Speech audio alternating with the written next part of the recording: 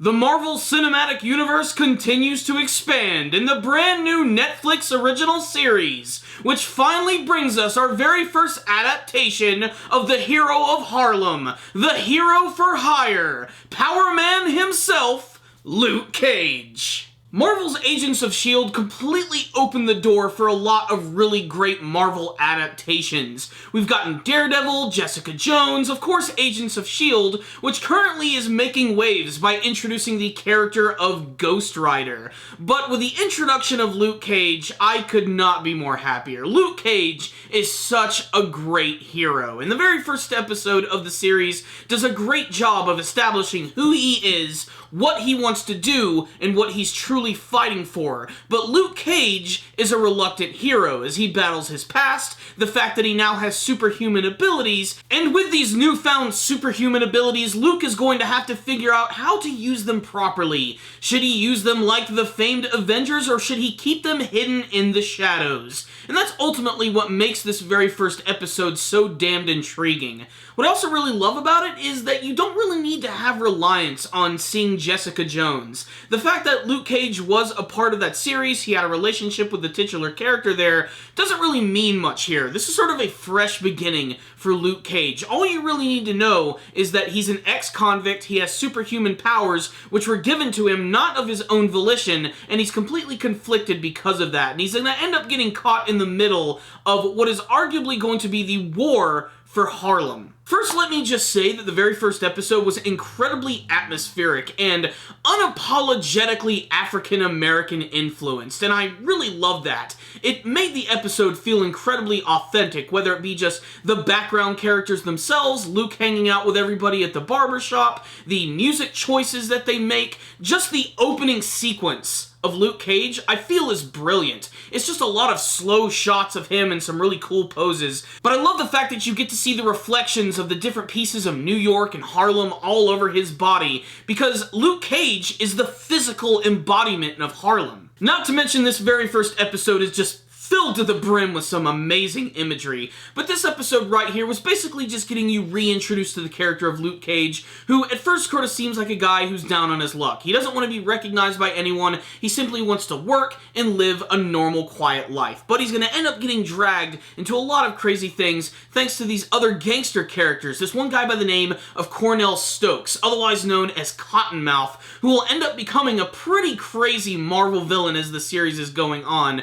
But just like Wilson Fisk in Daredevil, he's a gangster who is trying to take over the city, and he's actually got a really great way to pull that off. His cousin just so happens to be a politician who's trying to sort of reform Harlem and basically call it the new Harlem Renaissance, giving it back to the black community. Cottonmouth is also going to do this with a little bit of muscle on his side, not to mention he's also being pushed around by this guy by the name of Shades. And it just so happens that the character of Shades just happened to be the former cellmate, or at least a former inmate, at the same prison that Luke Cage went to. And there's a scene where they almost meet each other's eyes in this episode, and you could just feel the bleeding tension, because Luke does not want to be recognized whatsoever. It is also worth mentioning that Mike Colter, who plays Luke Cage, does a fantastic job with the character. Not only does he carry a lot of badass swagger with him, but he just happens to be a heartwarming, very warm character. One of the big plot threads of the very first episode is that Cottonmouth has this big deal going on with these weapons which came from Justin Hammer,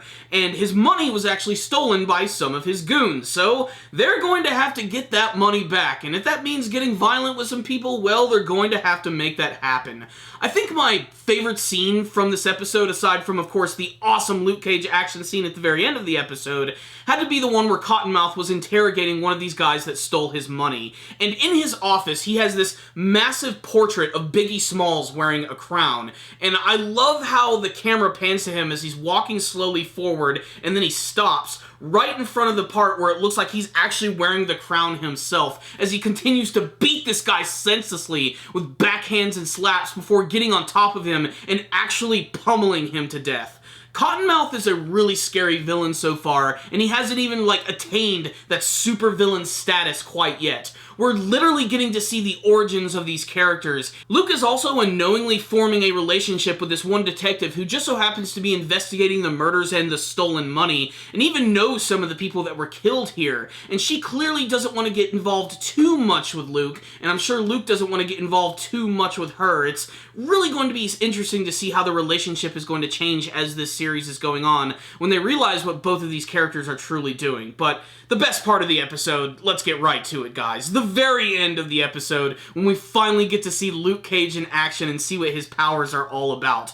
For those who don't know, he was experimented on, and he now has skin, which basically can't even be pierced by bullets. He also happens to be incredibly powerful, and at the very end of the episode, and this is established earlier on, he's living on meager means, and his landlord, who runs this amazingly named Chinese restaurant, which is called Genghis Connie, she's trying to get money from him. And at the very end of the episode, both Connie and her husband are being messed with by this gang, and they're basically just trying to get some protection money out of them because they're working for Cottonmouth.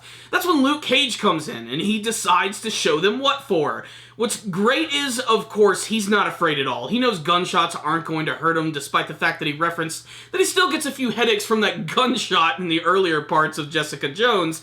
But what I love is these guys get right up in Luke Cage's face, and the first shot they do is of this guy who punches him, and as soon as his hand hits his face, you get to see that his wrist just breaks and the bone pops right through. They come at him with bats, they come at him with guns, where he catches the gun and the bullet in his hand, and then there's that one guy who's left. He's like, "You want some?" And the guy's like, "Hell freaking no, I don't even like these guys." And he gets the hell out of Dodge.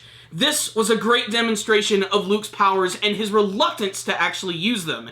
He doesn't want to be the hero for hire, but eventually, it's something that he's going to have to do. So what's the rundown on the very first episode of Luke Cage? I really loved this one. A lot like the other Netflix superhero shows, it is a very slow burn. The very first episode basically just does a great job of establishing the setting and the main characters themselves. It really makes you sympathize with the character of Luke Cage, and yet at the same time, you're just ready to see him kick some ass as well. But it's always the smaller moments that make me appreciated his character a lot, especially because, frankly, growing up, I didn't know that much about Luke Cage. I didn't read any of the Power Man and Iron Fist comics. I've always known of his existence, but I think that Luke Cage is a character that when he started out, maybe he wasn't as popular. Over time, he started to gain a lot of appreciation, and getting to see a hero like him is really refreshing, because in the Avengers films and Captain America, you have these superhuman beings who are going to weird parallel worlds and aliens and all types of crazy shit, but to have something a little more grounded like this, kind of like in the same vein as Daredevil, maybe even more grounded than that, is something that I really appreciated. It really brings it down to a human level, something that I think a lot of viewers are going to be able to appreciate about this show. That and the fact that I think the show just bleeds atmosphere. It's fantastic. Not to mention bleeding, it's a pretty bloody and intense show. There's a lot of really crazy action scenes. It's very unapologetic about how, like, it shows its violence. There's lots of people getting shot, blown away with shotguns. When Luke Cage beats those guys up at the end, it is not pretty. Not to mention Cottonmouth, who seems to really enjoy just beating the hell out of people. Overall, this was just a very great introduction to the world of Luke Cage and its characters, and frankly, I cannot wait to watch the rest of the season. I'm going to try and do a review at least once a day for every single episode, because as you know, Netflix releases their series in like full batches, so as soon as I'm done with this, I'm going to go ahead and go watch episode 2. I'm really anxious to see what they're going to do with this. All I know is this is a great introduction to the character of Luke Cage. The fact that it's set within the Marvel Universe makes it even better. There are tons of callbacks to the Marvel movies in this episode right here. The callbacks come in a number of different ways, whether they be to the other Netflix Marvel shows or even the movies themselves. There's a great scene where Luke is walking down the street getting ready to pick up a magazine, and there's this kid who is selling these bootleg Blu-ray shots of all of the Avengers, who are basically just like fighting against evil villains. He mentions the Hulk and Thor and Iron Man and all of that. So it does a really great job of sort of like bringing it into the fold of the entire Marvel Cinematic Universe. Marvel is continuing to blow me away with how good they're doing on building this cinematic world. DC, you've got some catching up to do. So I absolutely loved the very first episode of Luke Cage. It was a little slow, but honestly, all of the Netflix series are. And to its benefit, I think it works. It allows us to really enjoy these characters in a much more leisurely pace, as opposed to going to a movie theater and getting it all just shoved down our throats in about 2 hours. I think people are going to be able to appreciate Luke Cage a lot more than some of the other Marvel cinematic characters that we see in the movies, if only because we get to spend more time with him in the world that he lives in. Power Man is here. Luke Cage, the hero for hire. You can watch his entire series on Netflix, and if you're a fan of the Marvel Cinematic Universe, I highly recommend you do so. While the first episode was very good, I don't think it was perfect. There were a few moments I wish they could have cut down a little bit more on. That being said, this was a pretty solid addition to the Marvel Cinematic Universe. I'm going to give this one 4 Portraits of Biggie Smalls out of 5. Check it out, Luke Cage fans! You're definitely gonna see something you like. If any of you did see the very first episode of Luke Cage, make sure to tell me what you thought about it in the comments section below. Did you like the first episode? Did you not like the first episode? Did you have a favorite scene from this one, whether it be Luke Cage kicking ass or some other cool atmospheric stuff? And what do you want to see from the rest of the Luke Cage Netflix series? And if you could have a Marvel character appear in a Netflix show, who would it be? Please tell me in the comment section below. Thank you guys so much for watching this review. I really appreciate it. Make sure to subscribe to the channel, like, and comment. Thank you guys again for watching, and as always, stay dandy, baby.